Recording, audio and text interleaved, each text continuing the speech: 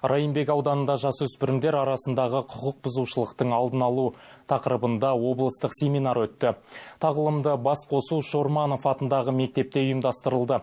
Іс-шара тәрбиелік мәні зор сахналық көрініспен ашылып, оқушылар қоғамдағы өзекті мәселелерді айтты.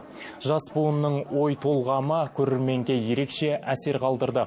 Семинар барысында кибербуллинг пен буллингтің алдын алу, жасөспірімдердің мінез құлқын қалыптастыру мәселелері талқыланды.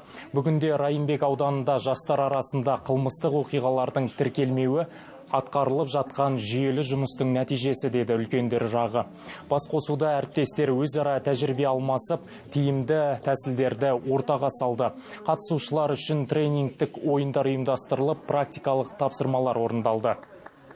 Жасөспірімдер арасында қылмыс, құқық бұзушылықтың алдын алу мақсатында білім беру мекемелерінде профилактикалық жұмыстар бірнеше бағытта жүргізіледі. Соның бірі ең бастысы және мектеп пен ата-ана арасындағы тығыз байланыс,